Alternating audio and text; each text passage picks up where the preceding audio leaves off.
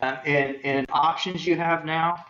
So those are things that will be uncovered in a situation like that. So this range, if you look at on the low side, you can tell that's a fabricated number, right? Uh, but the range on the high side is more of, hey, this is how many square feet you have, and this is the kind of system we might see in a building like that. And we think if you had to go in and just replace everything, you could easily spend that much money. All right. So that range obviously needs some work, and we think the right kind of work is to hire a mechanical engineer, probably pull in some contractor opinions, have tech come alongside them going in and doing a study and some budgeting for a phased program. And that will help you determine, what to allocate to an upcoming project is, well, how much of it's going to be HVAC and how much of it are we okay with putting off until the next round of bonds comes around. We know too that you have some significant issues with your track and your tennis facilities. And you can see right now, if the way I've allocated money in the second column from the right is a mid-range for roofs and a small amount really for HVAC, which essentially would not even in that situation leave you enough money in these bonds to take care of track and tennis if they were actually prioritized below those items. Okay, so you still have real prioritization, which is tough to do when you have this much information that you really need to collect to make good decisions with.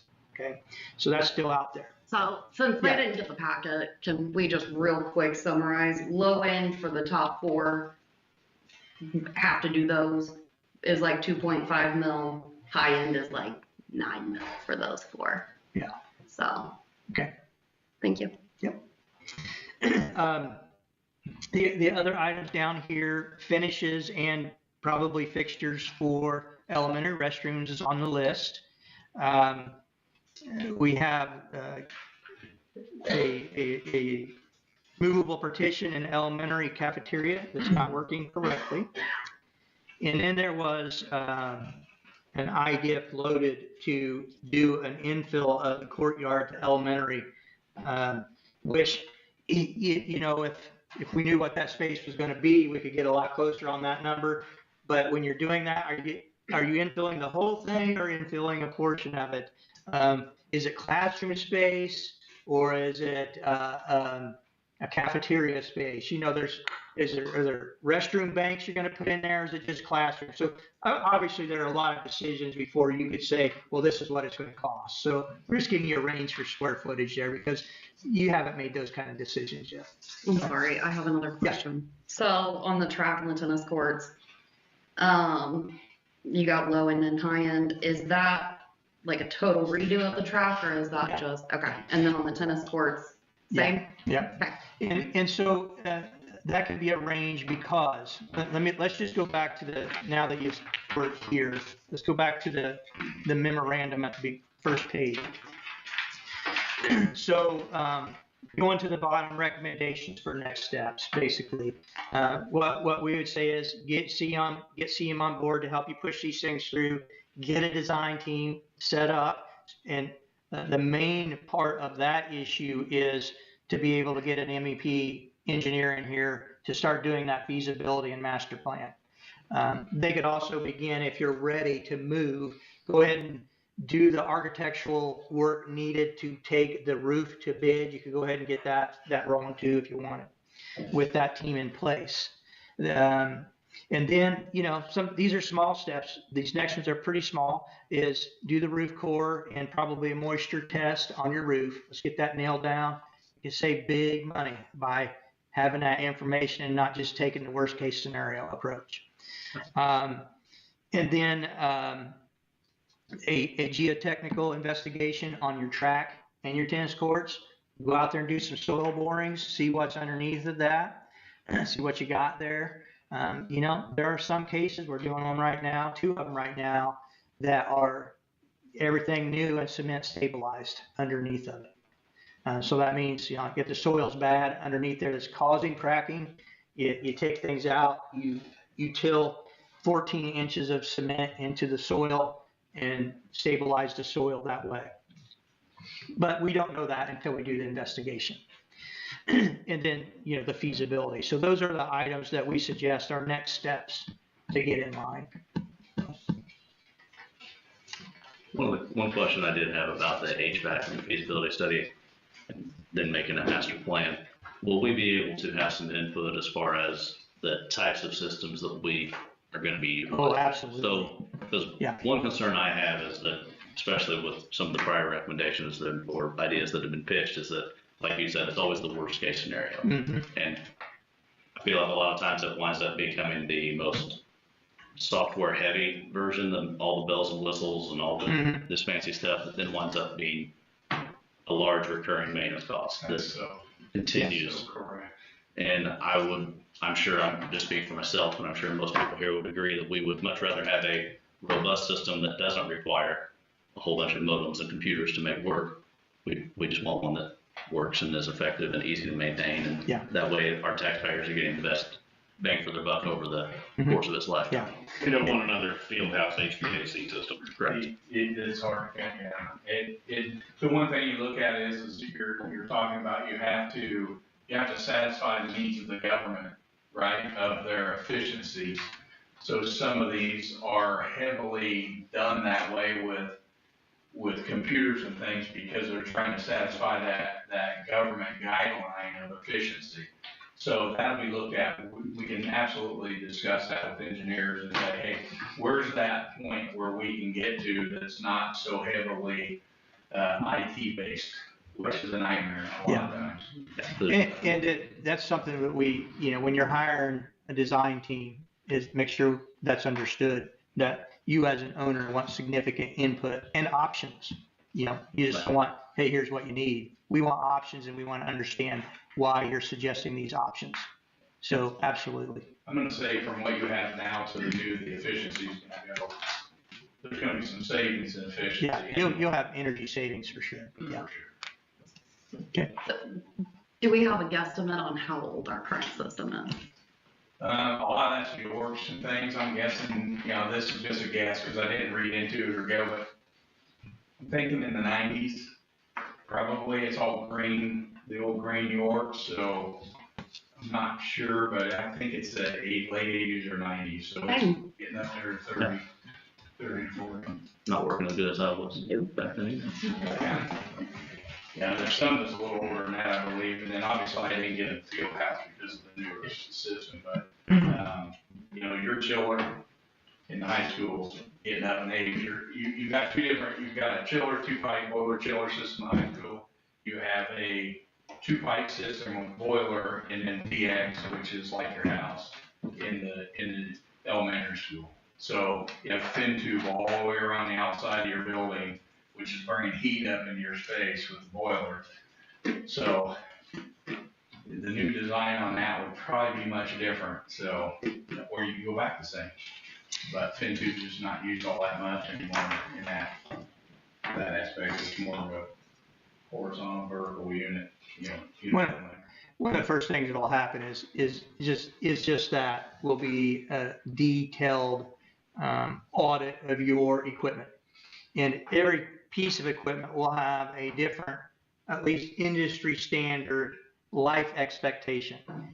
A boiler 30 years, a chiller 20 years, an air handler might be 25 years. So there are guidelines so we can say at least put up the red flag. So if you have a 35-year-old chiller, that's something to be worried about, right? Because you can't get a chiller tomorrow if it goes down. It takes, probably at least right now it's probably at about 9 months to get one, and that's on a good day probably. We have obviously had issues with mildew. With what you've seen and what you know, if we do the roof and we do the HVAC, will that probably handle that for us for the most part? I would add one thing: checking the envelope of your buildings would be a good evaluation of your exterior envelope to make sure you're not getting any water penetration through your masonry. That's not a big deal to look at. spend some time there. I think that'd be good, just to make sure you're not getting any infiltration. HVAC, obviously, yes. I think one thing I heard was that at the beginning of spring here and got hot, the boiler wasn't on in the elementary school, which allowed it to get humid. Once they kicked it on, it got back into place. So it helps with humidity. HVAC is the biggest, usually the biggest indicator of that issue. Outside air, bringing in direct on outside air, that helps with your students and things like that. That's a big thing after COVID. And I can speak to that, since we did get the hot water running back through, it made a big difference. Yeah. It helped our humidity Yeah. immensely. All right, last question, probably, maybe not. It doesn't have to be. I It's mean, fine. there's It won't. a good chance it won't be. So when you guys got up on the roof, we've heard about a spot that is, did you step on it? Yeah, we talked about the EPDM up there, Oh, most of it's white. That was the black side that came down off of the one roof. I honestly didn't feel that much bad insulation up there when I'm walking. It didn't feel bad. So as far as, I mean, walking on that roof felt pretty good to me. So you didn't find a spot that John didn't show me one. If it felt was, more I didn't giving? walk. Yeah, I didn't feel anything that I went, whoa, maybe one. Did we spot. check your insurance coverage before we took you up there? Over the library roof at the high school was definitely three of us went up there was certainly the worst visual, Yeah. Yes. but I walked across it, so. Yeah, to me, it didn't scare me in any way. I didn't see any bad, a lot of times you can look, some of the open areas that you see bad steel inside that's rusted up, falling apart. I didn't see any of that, but I didn't get it over. So there are areas of the roof that need replaced or fixed, Yeah, some of it right now, we're working off of, the report that you had done before about what areas to budget, okay? But probably if we have somebody come here to do a moisture scan and cores, probably just do the whole roof everywhere. So that you have a record of that from now. Yeah. You got somebody come in, wouldn't be terribly more just to do the whole thing. Yeah. One other piece for the HVAC would be checking water lines, making sure you don't have, especially when you're running air, you run cold and hot water through, making sure you're not getting any terrible pipe that's gonna cause you a world of trouble if one of them gets. So they're older, so it's good to check them out. This would be thorough. That's what that's for. Did you get on the roof? Not here. I know in the high school a few years ago, they told us that there was a section of the boiler pipe that hadn't been replaced. Seeming like it was under the south wing running down through there, and they were natives was hollering pretty heavy about the fact that we needed to do something about that. Yeah. I believe you have some tunnels maybe in the elementary school going around that come up through the 4 from 10 to checking those out. If that would even go back as that, it may not. So. Since we don't have papers for the folks out there, am I reading this correctly that on the page 3, we have used the 2 bonds from before you're proposing, or what, if we went with all in, we're at 5.6 million all in, and of that, really to do anything with, Yeah. after you take out all the goodies, it's 3.7. Right. So we're losing almost $1.9 million Yep. just in Yeah. miscellaneous I know costs. I for know it's last- discouraging. Yeah. And that is, I guess my question is, 30%. is that a percentage basis on bonds that you come up with the architectural and engineering fees? Yeah. It's just a percentage. Right. And now it's just an estimate, right? I don't know. Right. Yeah. And it's right now, it's a little high. I'm very conservative right here.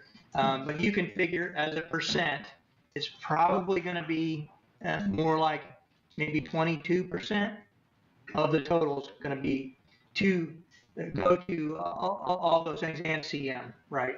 So you'll have the rest of it left. It's pretty conservative. Yeah. I just want to make sure I was reading this right and then Yeah. convey that to these folks. Cost issuance is. Another thing that comes up sometimes, and I never know, when it comes to issuance, I never know until I'm dragged into the process with municipal advisors and bond counsel, is capitalized interest sometimes gets put in the mix too, which I just never know what's going to happen with all that. So, The other thing always gets us if you sell your bonds for more. Yeah. And you think about that saying, when you're talking to your people is, okay, what if we sell for $500,000 more? Do we go ahead and our design to go ahead and plan for maybe that? And have some set aside and go ahead and have design and bid as an alternate. And then when your bonds sell, if they're higher, you say, hey, let's pick those two right now. And you're already planning ahead of them selling higher. And I would say almost everyone we've done in the last 5 years has sold higher. And that's a decision on your all's part whether to take it or not, whether to take that money. But it's good. but we're usually prepared with some strategy in case there becomes some wins like that, for incorporating through alternates or separate bid packages that can be accepted or not accepted. But we would save some of that money if we issued one bond instead of two. I expect you would save some money by doing it like that if it's possible. Yeah, we would, but we can't do it. We've already done the max in 1 year and go into the Yeah. one for the next. So Right. we can't really. General obligation and lease bond are two different Right. scenarios. Yeah, there's no way for us to do those all Yeah. at once. I personally, I can just speak for myself, that I do like this process much better, even though it is a lot busier and involves a lot more information on our end. Yeah, I like that we're able to see where the money's going versus just sending a lump sum out and hoping for the best. So, just for those out in the audience listening, that's kind of what the difference is between the initial proposal versus this one. Yeah, but I guess you said we can't. Correct. We could have, but we dilly-dallied and didn't get the vote done, so now we cannot. Unless we wait until next year, and then we have worsening problems. This is the way we're doing it now is the only way that we can do money that's going to be able to be available for next year, and then next year when we do these lease bonds, that'll be the second series. So that's why it's broken down into two parts. So the total hit that is going to be on taxes is going to be spread apart in 2 years. Right, I understand, yeah. Yeah, it wasn't the processing fees and efforts going into one larger, one more, or almost nearly a wash of processing of the two smaller ones. Yeah, I thought that was a factor in it as well, yeah, correct? Yeah, it was practically a wash. Yes, because From of one the to two. interest. Because of interest, because if we did one big bond this year, we would have interest that we would be paying over a time frame and not being able to utilize the money. So by us doing half now, basically half now, half later, we were able to get some money ahead of time and not pay so much on a bigger principal. Just kind of staggered that out. So it was kind of. But we're doing twice the work, correct? Oh, yes, yeah, I mean, we're just, Bonnie is. The way that will play out too, I'll just give you a little bit of heads up on that, is if there's two bonds, there has to be two jobs legally, right? So your designer's gonna have two contracts with you. Construction manager will have two contracts with you, and we will have to manage two separate projects essentially from a paperwork perspective. Yeah, so we do it, it happens, so we know how to help you through all that, but that's what will happen. Yeah. And so what happens here is, like, I'm looking for a total amount to say how much scope can you get done. Well, just in theory, it looks like this to help you get a grasp on, well, here's how I'm going to practice, here's the scope we want. But at some point, you got to say, well, this scope's in that project and that bond, and this one's in that project and that bond. There really can't be crossover. So, but once you get down the road, after you struggle with what needs to be done, then you figure a strategy to make that happen. Stacy, I think you ended. Can you speak a little bit to how soon we can get some of this work started, and as far as completing some of the projects that we need to complete? Sure. As far as the roof. Yeah, I think you could take an approach like this if you wanted to get a jump on something, money aside, let's say your money is available, is if you said, hey, next summer, summer 2025. We want to get our roof work done, or we want to get our track done. We got to get our tennis done. We want to get that done. That can happen at this point if you pull the trigger and have the money ready to go. Right, that could happen. The HVAC is a little more complex. Obviously, it's going to take a feasibility phase to get that to happen with the designer, and then it will take decision-making phase for you all, and then it's going to take a design phase, and procurement can be very long for some of this HVAC equipment. So that has to be a strategy. You might say, well, that's probably going to be looking more like a 2026 kind of work if you want to push it. And obviously, you don't want to be taking your chiller out in the summer. Yeah. So we need to schedule chiller winter, if we do boiler work or hot water work or what have you, it needs to be during the summer months. Just working to make sure that, and we just work backwards, find out when we can get it, and then work backwards on schedule and say, this is when the design needs to be done, and and we work with you guys on all that stuff. One thing we do, we didn't talk about last time, is we control all the money. We keep track of every penny for you. We give you exactly what the checks need to be. We take care of all that for you. All your bank has to do would be write those checks. You even get a spreadsheet with every penny that's spent, completely broke out. So we do all that for your corporation. And it's 100% transparent. Yeah. We're working for a fee. Every other dollar is yours, and we're looking for how to maximize every other dollar. So all along the way. Okay, so you said roofs and then track and tennis courts.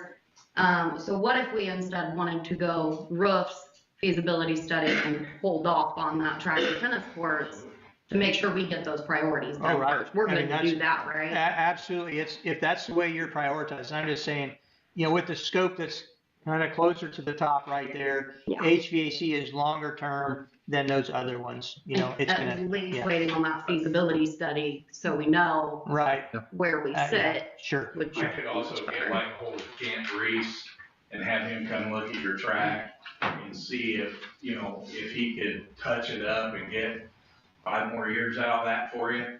I could always talk to Kent and see if he'll come out and do that for you. He will. He might come out and go, man, Mike, there's weeds growing up through it. And I'll say, well, let's see, can we cut them out and then fill that and just put some topping on it and get some more years out of this track.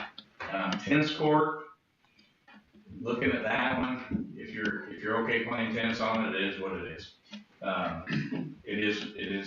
It's past its life, I would say, the tennis court is. But how much do we need to get there, I don't know what the soil's like underneath till we bore it. But I can always get a little Kent and Dustin can meet him up here and walk it. And, if that's something you want to, hey, let's take a look, might as well. Get some more years out of it. Yeah, the tennis courts, the cracks are at the net. They are. They're in that typical, everywhere's like that. They crack at the net, maybe down the center. Right, they cracked at the net. It is a big crack, don't get me wrong, but. Have you ever tried to fill it? I don't know. Have you guys ever done anything with it to try to maybe? Doesn't look like it's been filled ever. Yeah, I don't think so. But my son plays tennis, and I asked several of them. What's that? Tennis Like coaches it's and everything, been they're like, Yeah. this is normal for the crack there. I said, you have any problems playing here? They're like, absolutely not. Yeah. The kids, if you watch the games, they're never up at the kick. Yeah. Yeah. If they're right there, they're probably. Right, they should be there. Yeah. They're gonna fall into the net. So, we could always look at that, can't look at that as well. It's here, might as well. See if there's a possibility of filling those. I'm sure I can speak for all of us on the fact that the roofs and the HVAC are absolutely a priority. Now does that mean our HVAC has to be complete before we ever address it? I'm not gonna say that, but what we do need to have is make sure that we have a plan that is gonna be taking care of this and that our air quality in our buildings is handled appropriately. Yeah, you don't want to take 2 steps forward and 3 steps back. 1 or 3 back, on your HVAC in a long-term approach. I don't want to do a bond and then come back here and look these people in the eye and go, hey guys, we screwed this up. Yeah, we didn't get this done. Yeah. The one other thing I forgot about that I even with Stacy was in the courtyard, they would like another door. Because they cannot use that courtyard to even take the kids in because there's not a second exit. So that might be something that would be on a nice part of the list, is that to get the kids outside a little bit, Right. might be kind of cool. Yeah, that's been talked about for years. It'd be awesome if that was handled, for sure. So we might stick that one on the list for you. So you guys are saying the next step we need to do is master plan. Yeah, I think the very next steps are core the roof. Let's get that figured out. If you already know that if you feel like tennis and track are going to be pushed down the line, maybe you don't go ahead and go geotech on that.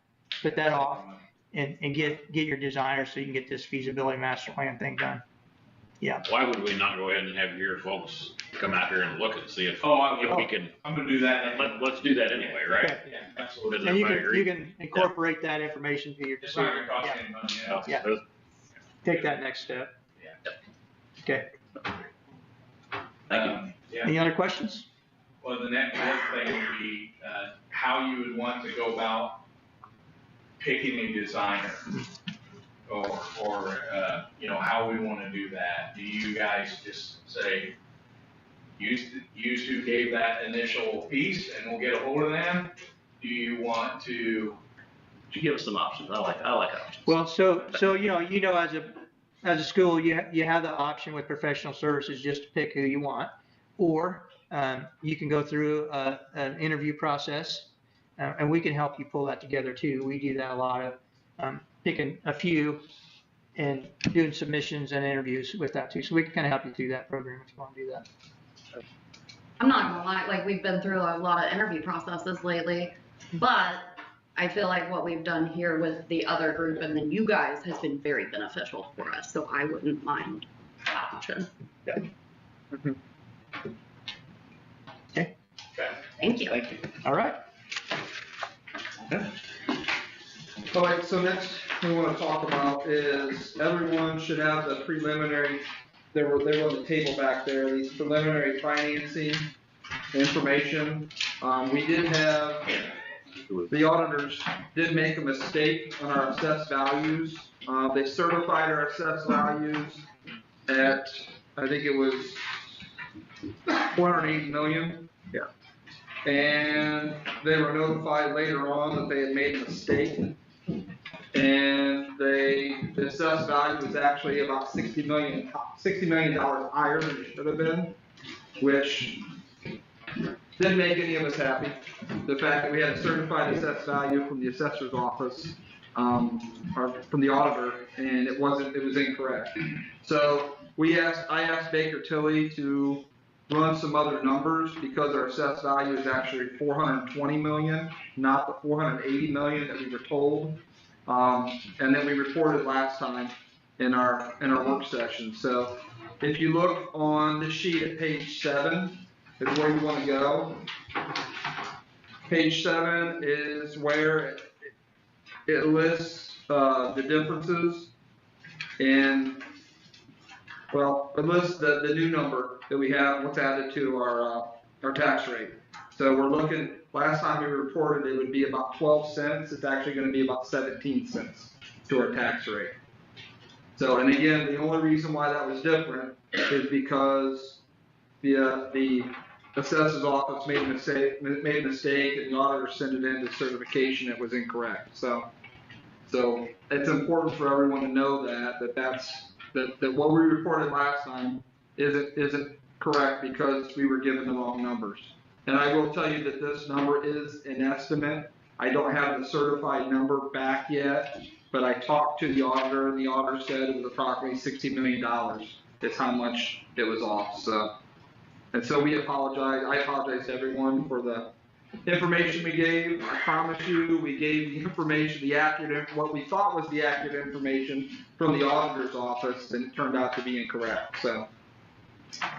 And if you go to page 8, that's going to look a little bit different too, just the graphs there. From what we had last time, it's going to be a little bit higher than what we had indicated before. And the same thing goes with page 10 and 11. Page 10 and 11 is just the estimated taxpayer impacts. Those are going to be different than what we reported last time. And again, it's based on that Not being a 12-cent impact, it's going to be closer to almost a 17-cent impact. So I just want to report that to everyone so everyone knows why those were different. And it was nothing under our control. It was what the auditor's office sent in as a certified assessed value, and it was incorrect. They actually held a hearing yesterday to report that it was incorrect. So. Can I ask something? Yeah. I don't know if we're not saying his name because he doesn't want the credit, but Derek Tittle spent the time to dig into why this number was inflated, and that's the only reason that we know that there's an issue. So without that, it would have been spring before we knew that there was an issue, and our bond would have been totally messed up. So I don't know if we're not saying thank you because he doesn't want the attention, but thank you. Just looking at it enough, it just happened to catch my eye. And I think when it came down, what I was told the reason it came down is that it was a decimal place put in the wrong point or wrong place for the one property owner. Instead, they had the 00 after the decimal point, and they put it before the decimal point, and that's what it is. That's what it was. So. Yeah. That's correct, right? Yeah, that's what I was told after some problem. Yeah. After just catching your eye. Yeah. After me pulling this up and going, wait a minute, why is this all in Washington Township and it wasn't even in real estate?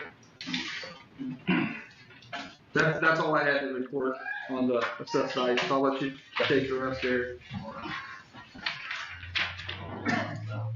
Here, everybody. Thanks everybody for coming. I wanted to take this time to kind of go over a little bit of some of the stuff we've been discussing. Pretty sure everybody knows me, so I'm gonna skip the introductions.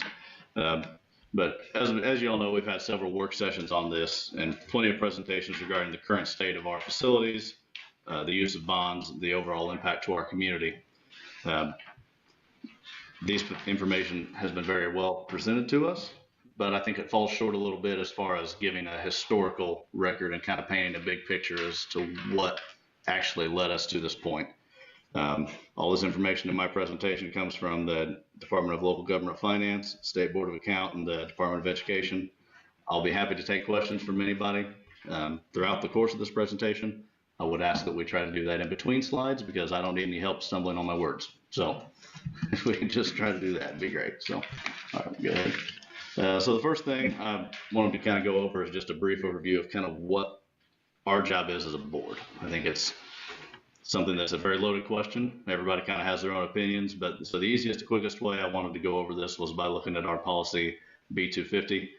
This is our ethics policy. It mirrors the Indiana School Board Associations. I'm just going to kind of quickly read through those. Vigorously seek out adequate financial support for our school. We need to be assuring that we have adequate facilities and resources provided for proper functioning of the school. Accept the responsibility of becoming well-informed concerning the duties of board members and the proper function of public schools. And think always in terms of children's first. So that's the easiest one to do, but it's often lost in the weeds during a lot of these different discussions. So as a parent, obviously we all feel like that's the most paramount thing, is that we are doing what is best for our children. We need to be conducting all school business transactions openly. Fortunately, I do feel like over the last few months, we have been doing our best efforts at that, is trying to be transparent. We need to earn the community's trust and confidence that everything is being done in the best interest of the school. Again, these were just the high points that I kind of wanted to bring out. There's the full text that is available there in Policy B250. Is there any questions from the public as far as our role and what we do? Be happy to take any of those now. If not, we will move on. A quick overview of just a 10,000 foot overview of how schools are funded. Again, there are people who spend their entire life in public school finance. It's very complicated. This is just a brief overview. So first, our local taxes. So our property taxes go into one of two buckets. You have either the operations fund or the debt service fund. The other main part of our funding comes from the state, and that is through an education fund. At the end of the year, excess funds out of either the operations fund or the education fund can be moved over to the rainy day. We'll go into a little more depth on this on the next slide. So our education fund, that is again state school support, and that money is based on the number of students that we have. It's used, money out of the education fund is used to pay for teachers, instructional assistants, building level administrators, the nurse, clerical staff. Unfortunately, over the last couple of years, Southwestern has had to transfer money out of our education fund to support our operations fund. So it'll move over to the operations fund. That is one of the funds that is funded by property taxes. And this fund is used to pay for non-classroom expenditures. So superintendent, central office staff, custodians, bus drivers. This also pays for utilities, facility and maintenance needs. The final one there is the debt service, again funded by the local taxes. And make a long story short on this, this is what is used to pay loan payments. So when we do these bonds, that's how we pay for these, is with that debt service fund. Any questions on the funds and how they're utilized? I understand that part. Can you speak specifically to the amount of money that has been used for education purposes in the operations fund and what this specifically will put back in the education fund? Well, this won't necessarily be putting things back. That was just an example. Away from it, then it go back to education. Most schools around here do transfer. We're allowed to. The state has permitted us to transfer 15% of our education fund to operations. It's a pretty common thing, but over the last couple of years, Southwestern has had to do that as well. The reason that happens is that I'll let Bonnie, if you wanted to, explain a little more as to why we have to do it, but Sure. it's, Okay. yeah, go ahead.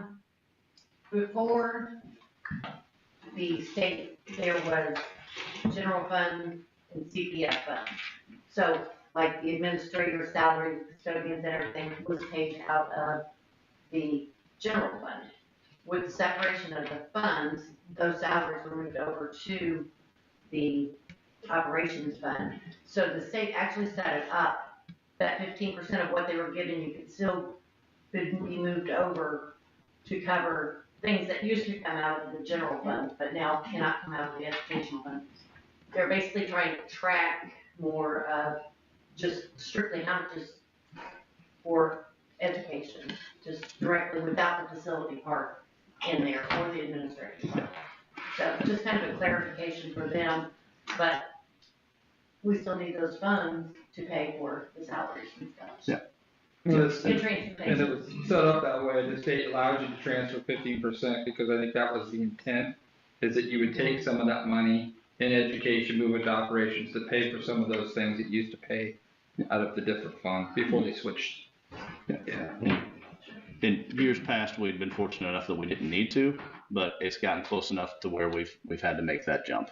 So, does that kind of answer the question? Sure. All right, so we'll go on to the next slide. I apologize for the next one. It's really busy. So this is the taxes that I paid on my old house. And the reason I wanted to bring this up was that I've received a lot of questions about why we set the tax rate, why it goes to a certain level. So I kind of just wanted to go through a brief overview of what happens. So if you look up the top part of this graph, you'll see that the 2023 paid 24, the assessed value was 191,000. And if you move over to the far right highlighted part, that is a 0.011311. That was the total tax rate that was applied to that house. And as you go down to where it says Southwestern School, you can see that it says 57.61%. So out of the total taxes that I paid, 57% of it went to the school. And that highlighted area in blue is the actual dollar amount. So if we go back in time from that point, 10 years before, same house, the assessed value at this point was 141. And the total tax rate, if you move over, that is a 0.011983. Effectively the same tax rate, and you can see that with the lower assessed value from 10 years ago, it was $723. But the interesting part and why I wanted to bring this slide up is that if you look at the Southwestern Schools area at that point, we had a higher rate, so the percentage was higher. So 10 years ago, 66% of my taxes went to the school. Last year, it was 57%. So even though I paid higher over a 10-year period, my taxes as a dollar figure went up. The percentage of those dollars that went to the school decreased. That's very easy to get that lost in the weeds. We feel our taxes going up, but our percentage went down.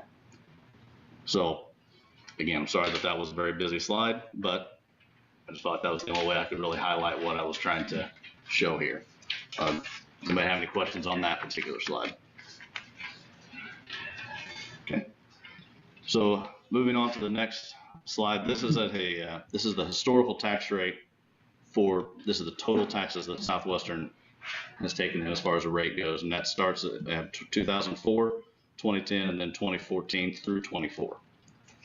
I wanted to show this because, again, everybody feels our taxes going up year after year after year, but what we don't see is how this rate actually has been. So in 2004, we had a rate of 1.22. 2010 was a 0.85, and now fast forward all the way to 24, 0.65. So we are absolutely, it's not as that our school is overtaxing and just going crazy and trying to go through the ceiling. That's not why the taxes are going up. What you're feeling is taxes for this time frame. You're feeling those tax increases from assessed value increases. So there are times when it bumped, and you can see that did bump from the last time we did a bond, which was the field house. So that was in 2019. So you'll see in 2020 and 2021, we went to a 0.69 and a 0.77. Again, these are just some numbers I wanted to share with you guys because it just kind of is an easier way to illustrate what has happened over the last decade or so. Any questions on that slide? Okay. So the next one is how we compare with our other districts. And if you look in the chart on the left, you have all our different school districts that we border. So I only included ones that we actually share a border with. And as you look through it, you'll see that we are one of the lowest as far as the total assessed value of our district.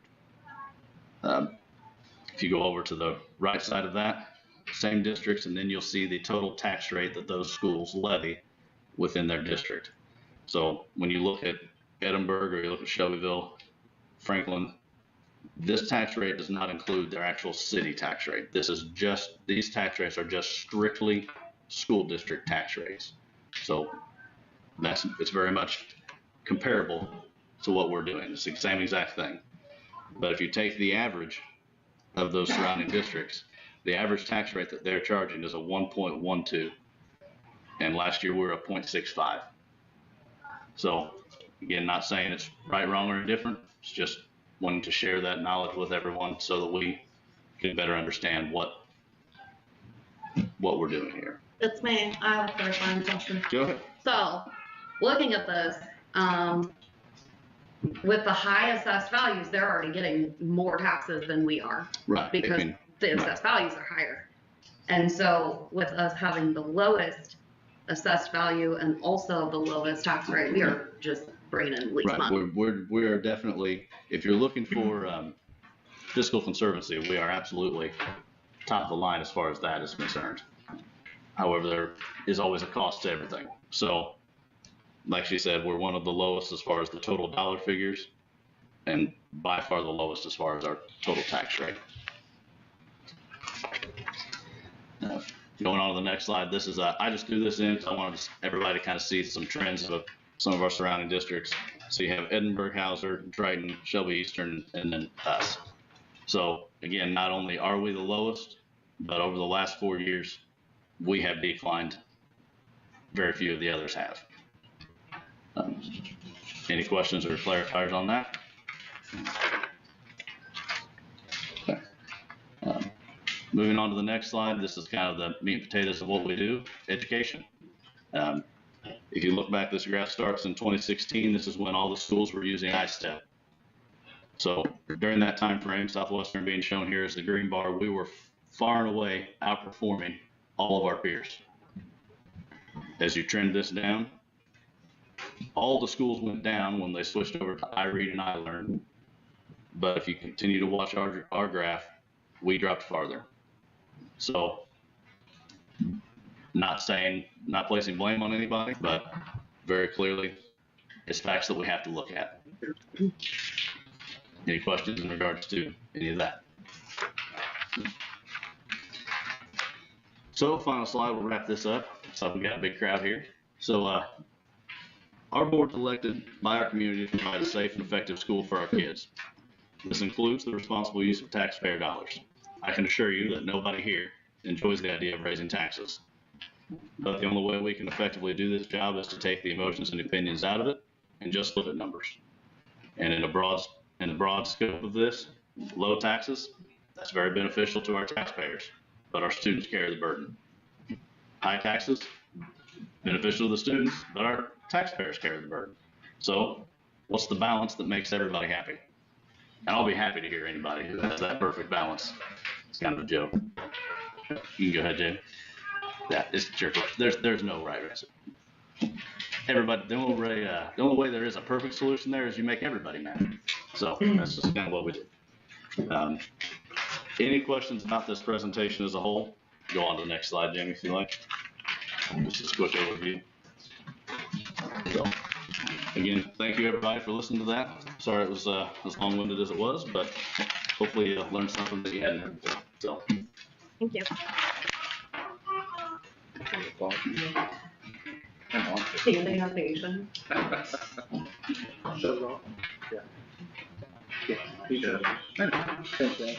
Thank you. So time frame here, yeah. Is that a turn that right on? 30 on the dot. Man, that fish, I've never done that. Good. First of all, thank you for hosting this public meeting. Appreciate it very much. Travis, thank you for mentioning the handout and some information that was on there to try and help us out. In the future, I've asked for this before, but when we have a public meeting and you guys get handed out information, the information also be able to be made available to the public in that regard, so we can see what you're actually talking. And I hope this information is put onto the website so we can actually look at it. Blake, I appreciate your comments in regards to the bond issuance and the cost of bond issuance, not having to look at having a bond this year and then coming back with another bond next year. I think the issue, this is my personal opinion, somebody like Sherry may be able to bring me more in line with finances, but I think that bond issuances is one of the greatest ripoffs in cost to the public as taxpayers. And as a school board, if you could take that and go back to the school board associations and come back and say, look, is there other ways that we could use financing besides bond issuances, which is, as I mentioned earlier, I think a big ripoff to try and borrow money for projects. So thank you. Okay, so that was not me that mentioned the bond financing, but I don't know who it was. But I will say, just my personal opinion sitting here, I would much rather do a referendum and come out and explain, hey, we want to do this, this is why, this is what we need, and have the public vote on it. However, I've seen, so first of all, this time we don't have the time. But second of all, I have heard so many rumors about Derek's building a new school for $5 million, and that's why we're raising everybody's taxes. That there's actually no need for this, we're just making it up. And so that also makes it really hard to look at a referendum in the future, because knowing that, Yep. it's a little, the weight is a lot sitting up here. But the referendum would not have those bond costs, and it would not have the interest rates. But Yep. you have to get everybody on board with that. And to answer your question about the handouts, Paul, the handouts from Tecton, we literally were given those right when it happened. I understand. So, I understand that. and as far as the bond issuances and all that stuff, I promise you, I don't like them either. But unfortunately, no different than playing basketball. I didn't like the styles in basketball, but I had to play by those rules. So this is kind of the same thing. I don't like them. It's just unfortunate that this is the game I got to play to make the place run. Is there anything in place or been discussed other than voting for the right people and hiring the right people to ensure that going forward, our school doesn't deteriorate to a state where this is necessary. Where we can keep the checks and balances in place and people are doing their jobs. And, you know, as someone who had to drive their child to another school for 3 years because they couldn't attend here, and has to pay taxes because I live in this district, what have you as a board done and discussed to implement future to make sure that this doesn't happen in the future? I can speak, first of all, that one thing that we want to do is engage in the strategic planning process to where we have a plan of what we want to do and how we're going to go about monitoring these things to make sure we don't get in this situation again. I think anytime you can keep your tax rate level, I think sometimes that helps too. Even if your tax rate drops, sometimes you're losing the ability to raise funds to take care of your buildings and take care of things. Yeah. So I think that's where I foresee us going right now. And that's great, because you're here, and I'm saying, is there anything, like what you outlined as a school board, is there anything that holds you to a standard of accountability? Like, can we add a bylaw to our bylaws that says like, hey, going forward, the board has to have this conversation by January 1st every year? This isn't new, like, we all live in a home that you have to take care of. I mean, our attorney's not here, but me. Absolutely. Right. It never should have gotten to this point, and there's some responsibility there. Thank you. Okay, well, I think we can adjourn the work session at this point, move on to the next thing. Okay, we'll start our regular meeting.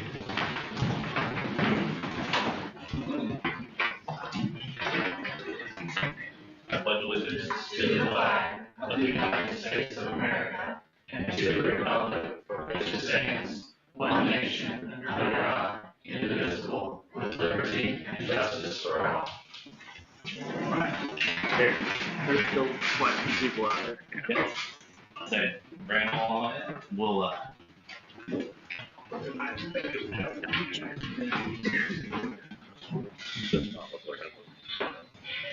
Come on in, crowd around, folks. It's gonna be some standing room.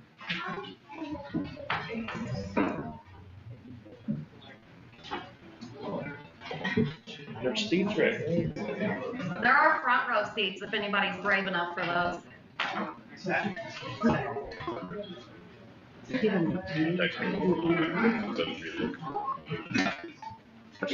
Gotta start doing these in the gym. Well, Nice. Look to the west and go south. Is it more?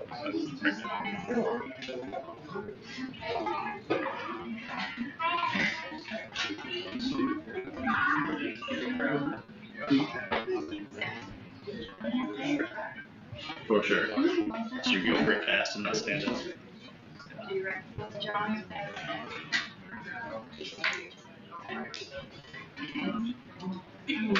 Oh.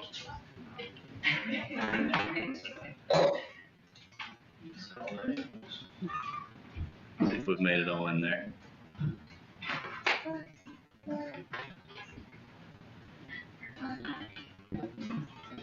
It would have been easier if we went out there. Open room over Yeah. that's funny.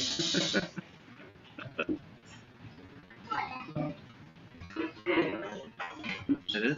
We all present? Yeah, all right. Okay. You okay? Welcome, everyone. We appreciate you being here tonight. First thing we want to do is we want to recognize some students. So we first have Students of the Month for the junior senior high school. And Mr. Meredith, come on up to the podium there. He's going to present our students for the month. We have two students of the month at high school. First is the high school student of the month is Chris Dyke. Chris, you can come on up. Yeah.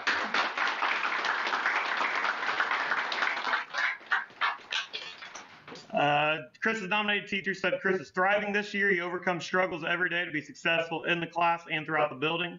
Chris volunteers to help in the Spartan food pantry and often works in the concession stand during sporting events. He's always had a positive attitude and wants to help staff and students be successful in and out of the classroom. So congrats, Chris.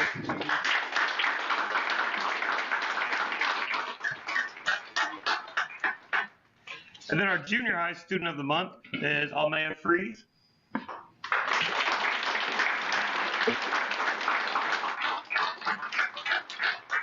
And her nominating teacher said Almea is awarded Student of the Month because she strives every day to do her best. She's a positive influence on the other girls in the 7th grade and helps them when they are too shy to ask questions. Almea knows how and when to use her voice and does an excellent job advocating not just for herself, but for those around her as well. Congrats, Almea.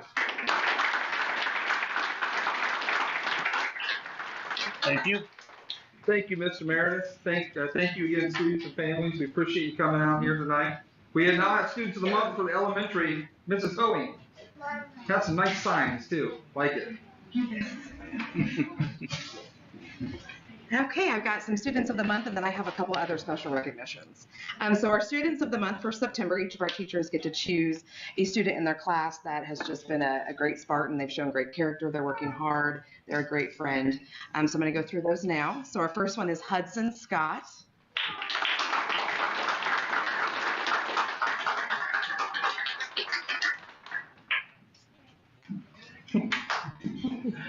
This is today fine.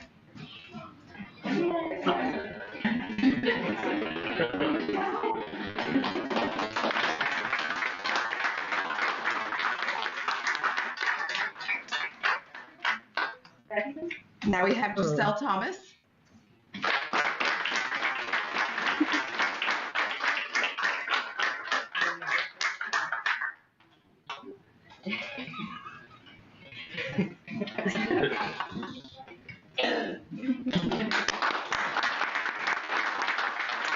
Annalise Whitehouse. Annalise.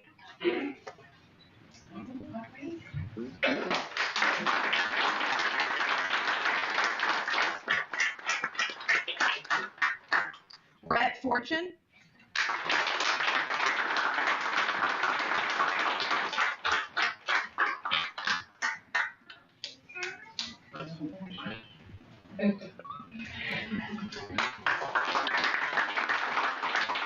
Molly Pruitt. Did you say the name again? Yes, Molly Pruitt. There, true.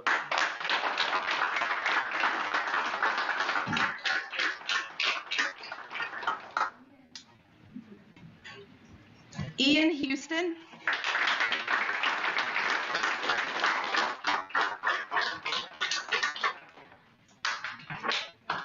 Draven Alcorn.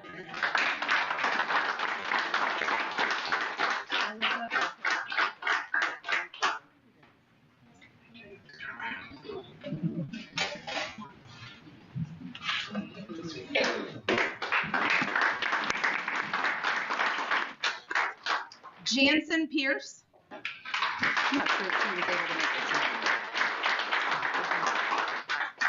Cameron Simpson.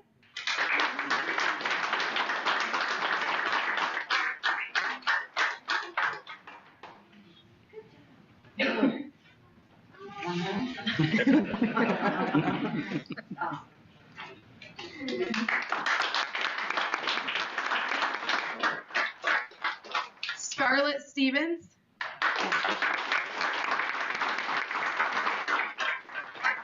Charlotte Waltz.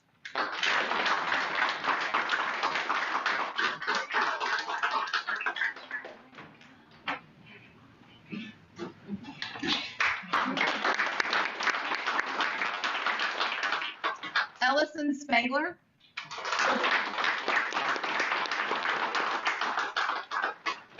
Carlene Muldoon.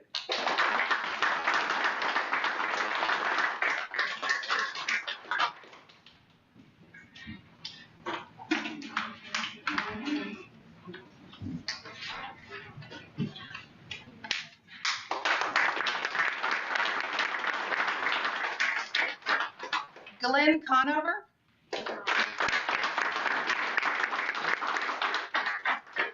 Juliana Shell.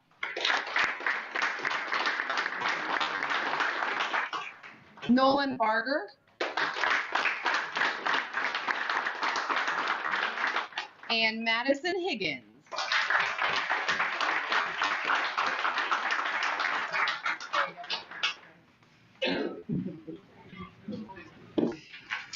And I have 2 other students to honor. So these are both first graders, and they have already learned all of their sight words for the school year. And those would be Corbin McKinney.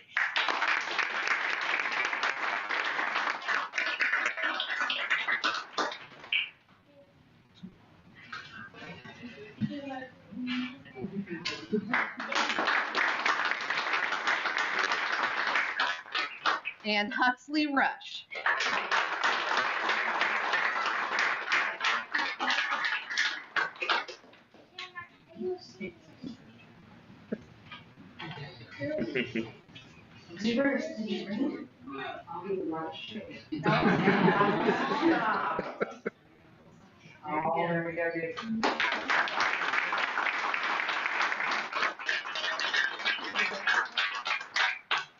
And then also, I'm not sure Avery is here. We had a Spartan shout out for Avery Butterfield. She is one of our preschool students, and her teacher wanted to recognize her for always showing kindness and always working hard, even when she is maybe having some nervousness at school. So she's done a very nice job.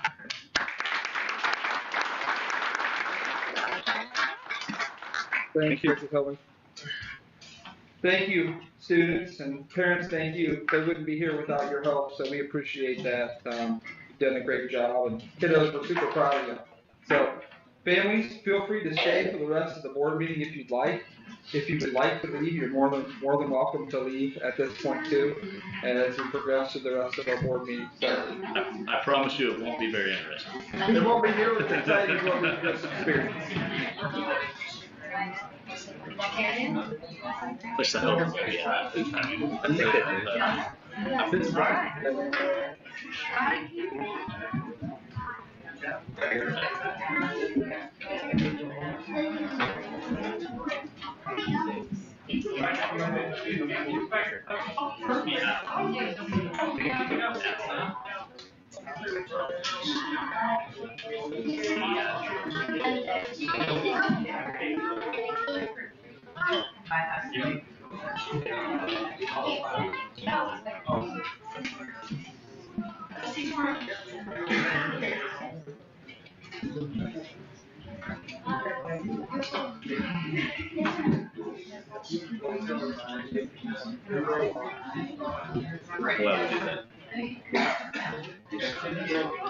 it's nice to actually see and hear about, kids and education. Yeah.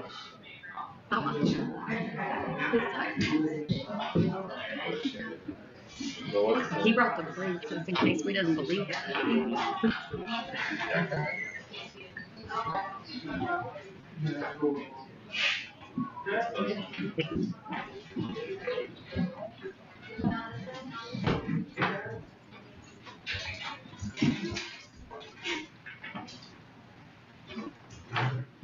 Okay, we'll go on with the rest of our board meeting.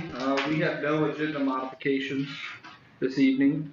We'll now go into our public comments section. Anybody? Opportunity for public comments. If you could come up to the podium, that'd be great. Hi, my name is Doug Swift, 97 alum, have 2 daughters that attend Southwestern Elementary.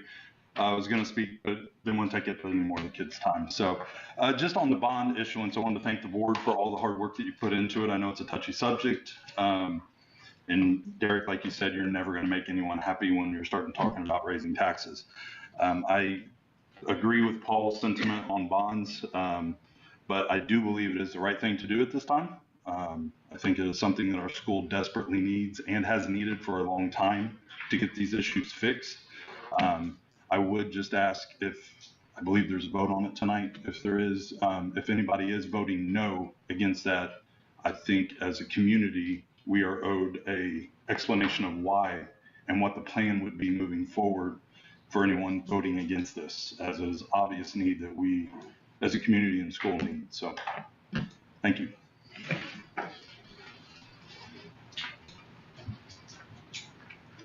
Any other takers?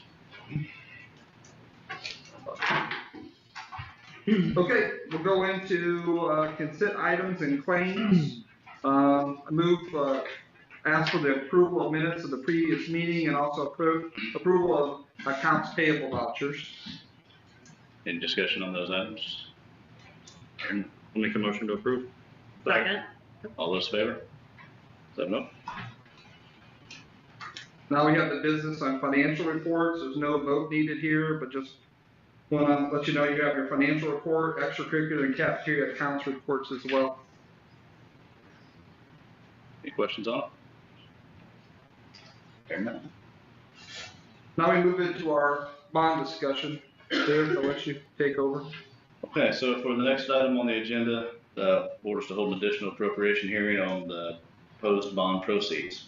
The notice of this additional appropriation was published as legally required. We will now open the public hearing.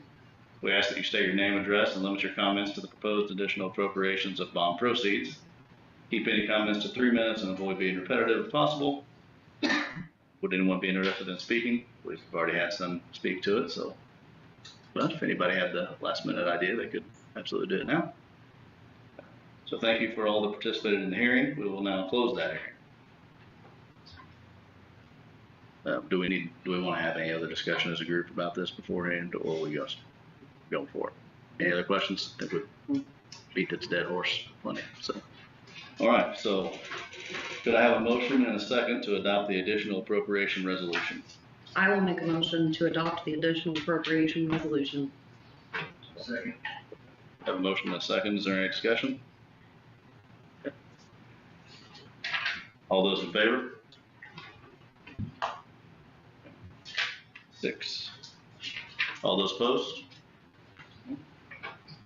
All right, and could I have a motion and a second to adopt the final bond resolution? Yes. A motion and a second. Any discussion? Guess none. All those in favor? 6. Sorry. Which one are we voting on? I'm sorry. We're at the discussion, additional appropriation hearing, resolution, and final bond resolution. Yep. And opposed to that? I believe that completes that. We're moving on to new business. Yep, on to new business here. Recommend the acceptance of donations and grants. We have a donation from Auburn Christian Church in the amount of $50 for the Spartan Food Pantry, and we also have a donation from the ARC of Shelby County in the amount of $250 for the Mayor's Walk. I have a question. Of course I do. Is there any specific designation for that $250, or is that just? It's extra special ed. Okay, perfect. Thank you. That's fine. You're welcome. I make a motion to approve the donations. Second. All those in favor? 7-0. Now the next items that we have are the budget, the resolutions from our budget hearing that we had last time. So first one, we have a recommend to approve resolution to transfer amounts from the education fund to the operation fund. This is just granting us the approval to transfer from education to operations as needed. There's a limit to that, isn't there? 15%. Yeah. And we can use less than 15% if they see fit. Yeah, you can go up to 15%. Yeah. Any discussion on that? I don't want this. But That would be I understand why we have to do it. right. I would love for us to find a way in the future to not do that. But outside of that, I don't have much discussion. I'll make a motion to approve it. Second. Second. All those in favor? 7-0.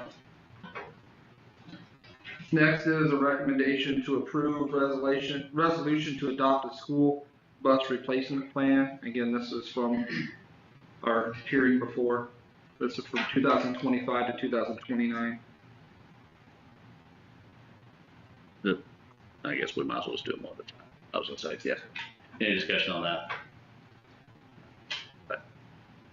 Make a motion to approve. Motion. I'll second. Second.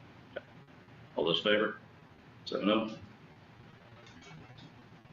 Next, a recommendation to approve the resolution to adopt the capital projects fund plan from 2025 to 2027. 3-year plan. Just as a clarification for those in the audience, these two items, there's something that has been left in legislation. It's just a kind of an archaic requirement. It's when we used to actually have those funds, like we just talked about. Right now we have operations and education. So it's really kind of just checking a box here. It's not anything that actually.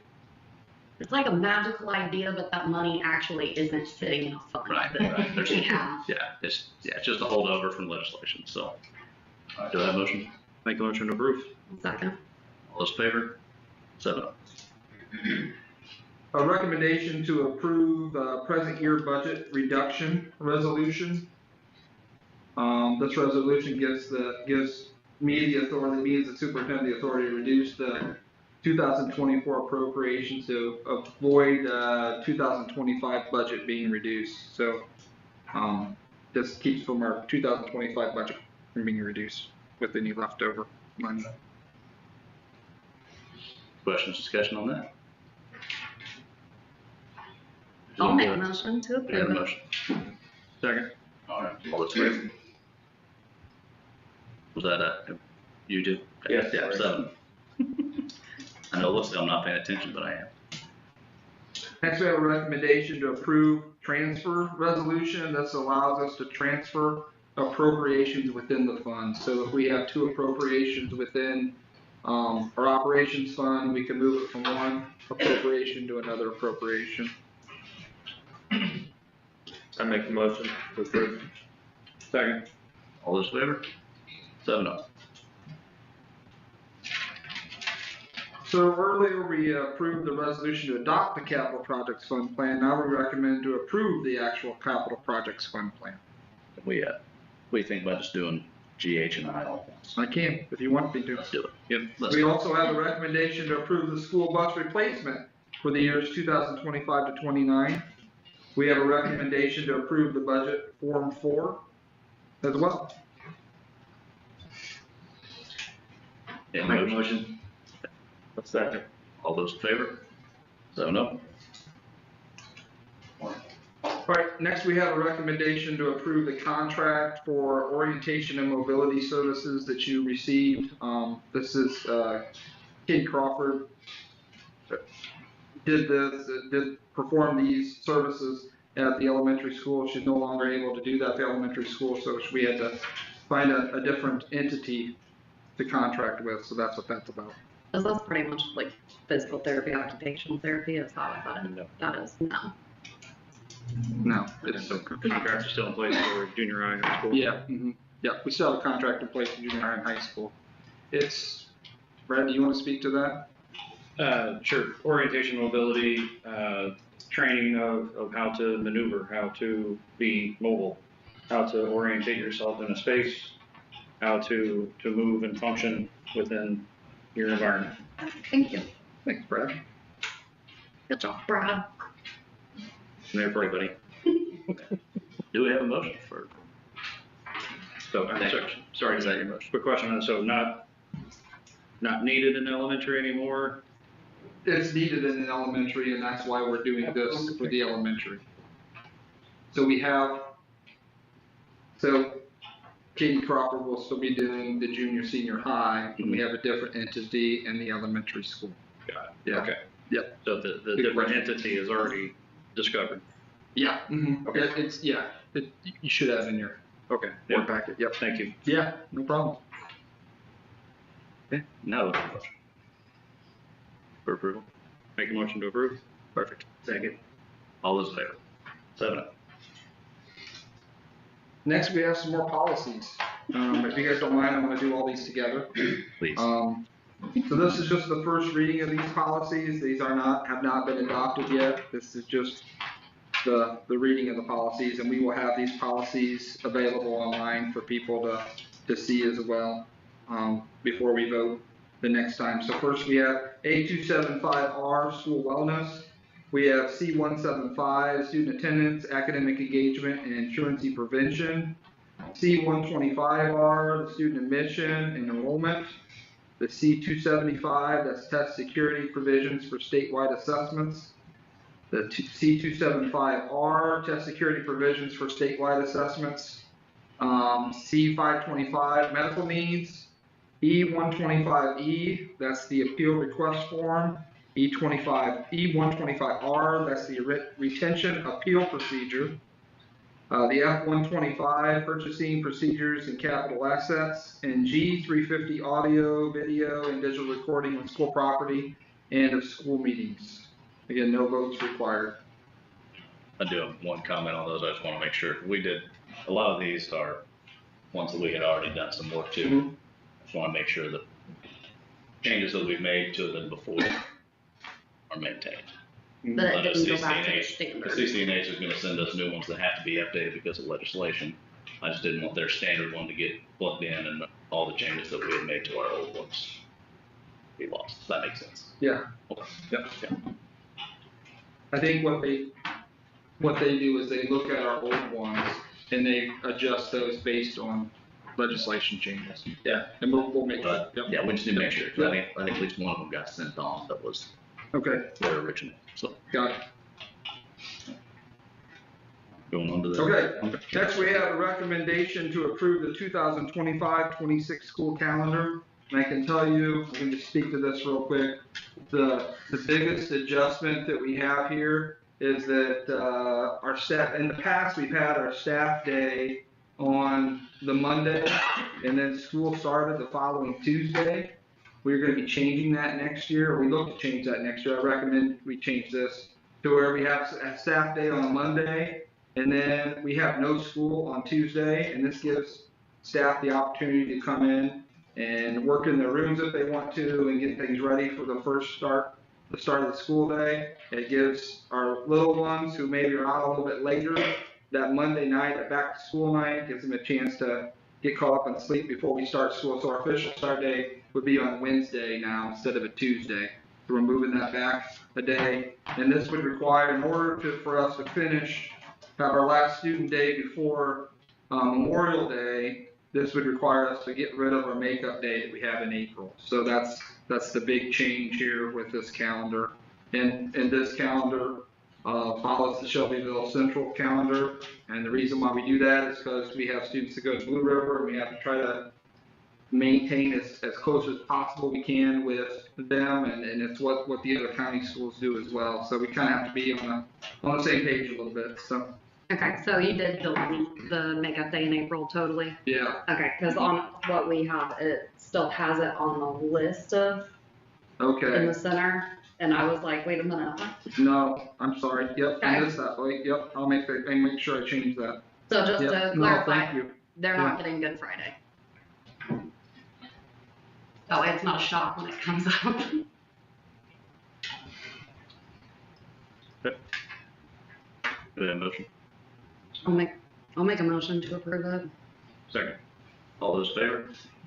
7-0. I should have added too, I did take a survey of the staff to kind of see what they wanted and what would work best with them, especially with that start of the school day. So we did some of that. Next we have our overtime report there. Questions on that? Motion to approve that. Do we even need to? I didn't know. Good information. Yeah. All right, so we have the privilege tonight to be joined by John Fix, our facility director. He's going to give us a presentation on our facilities.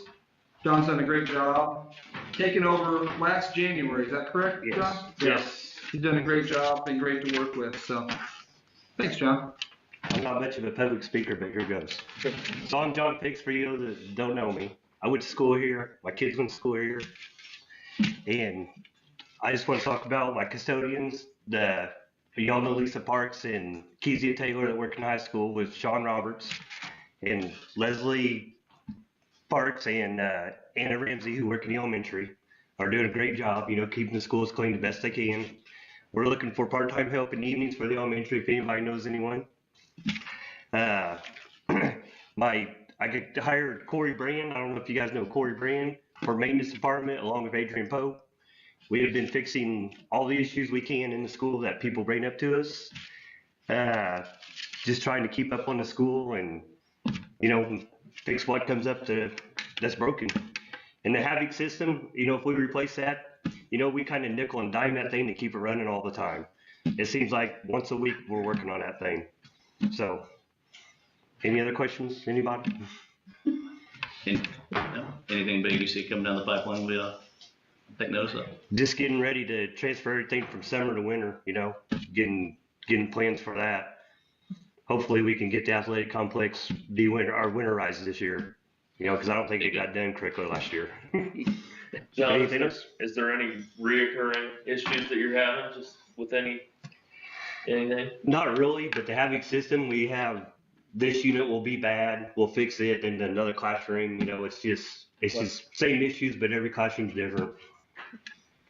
So you have 5-day shift, custodial, And it's our Q8s. part-time. Okay. Yeah. What's your ideal number? For custodials, Yeah. I'd like to have 3 full-time in the high school and 3 full-time in the elementary. That would be my ideal. 2 during the day and then 1 in the evenings. You and one other one outside or 2? The custodians? Well, no, Or maintenance. We have 3 now. Well, Adrian, you know, drives the bus too, so Right. she's kind of part-time maintenance. But Corey and I, we're busy. Anybody got any questions? Thank you, John. Thank you. Thank you. Travis, can I talk to you after this meeting's over? I just got a couple questions for you. Sure. Thank you. Yes, sir.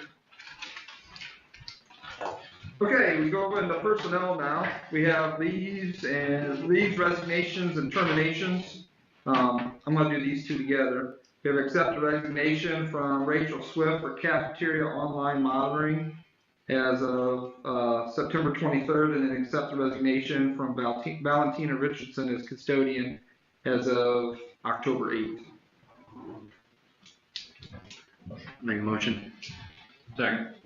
I'm gonna ask a really stupid question. What is cafeteria online monitoring? Has to do with go ahead.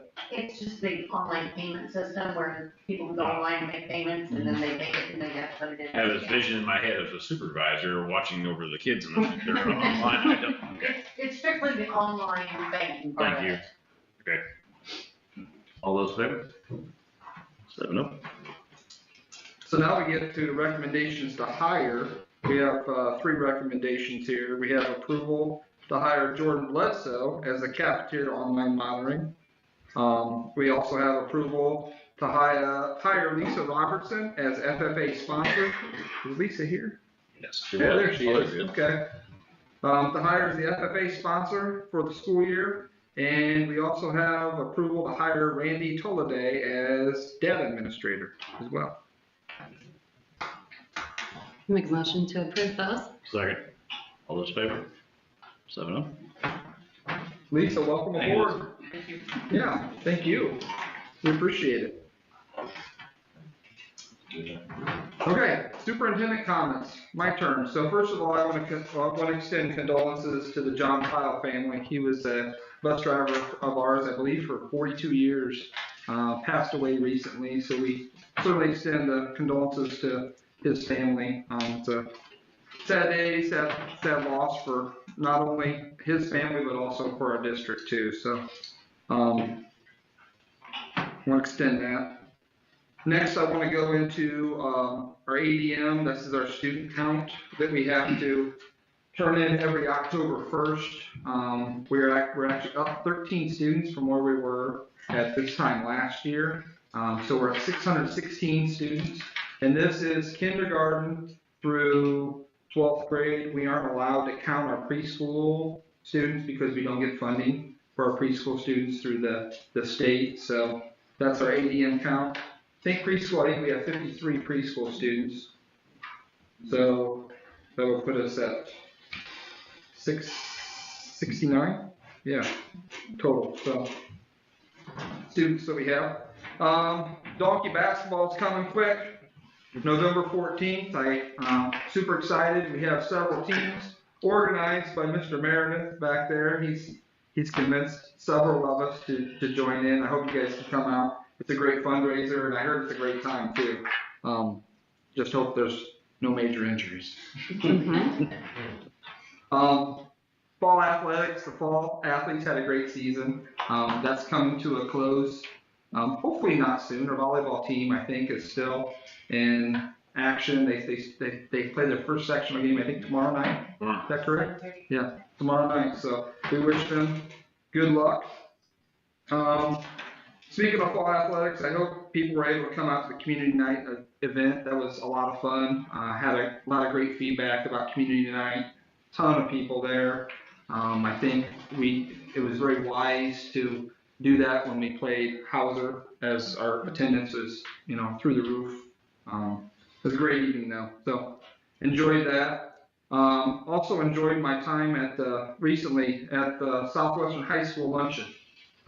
They meet on Thursdays, the first Thursday of every month at the Willow Leaves of Hope, and had a good time visiting there and talking to them and having lunch there. So appreciate them.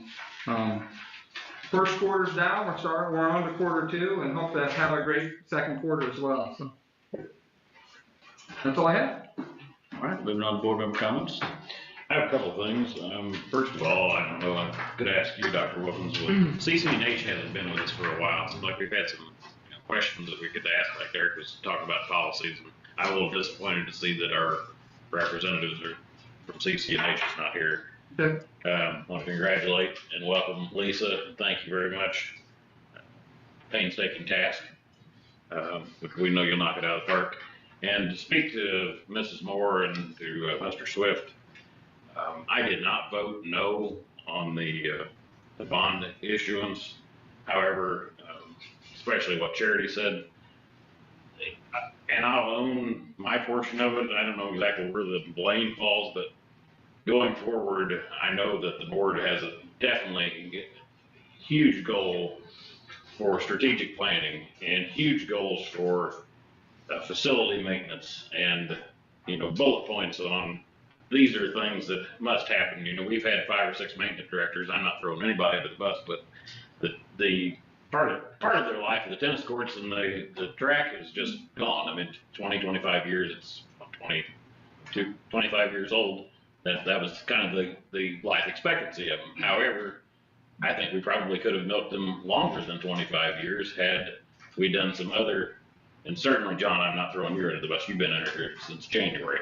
But we as a board, I think, need to do better at checking on things a little closer, but not micromanaging either. That's the superintendent's job. So, but we definitely have, as a board, it's our job to put a strategic plan together. We've talked about it, and it's never happened. And that's been my whole reason for being a boat anchor on this bonding process, is because I've never felt like we don't have a plan for this. We have lots and lots of needs and need lots and lots of money, but I can't go to a taxpayer and say, this is exactly what we're doing, because we still don't know the answer to that. I voted yes for it because we've got air quality issues at the elementary school, and we've got to get those HVAC systems taken care of. There's just no two ways about it. The roofing thing, I've been up there and looked at them. I'm not an expert, but they're not terrible, but the numbers they put to us tonight don't have a lot of weight into the roofing. It's mostly the HVAC, and so that's something I know nothing about. You can't look at it and see whether it's good or bad, but apparently the state testing says we've got to have it. So yes, Charity and Doug, the board I know will move forward with a lot better planning, and our superintendent leading us. So thank you, Dr. Wilkins, for that.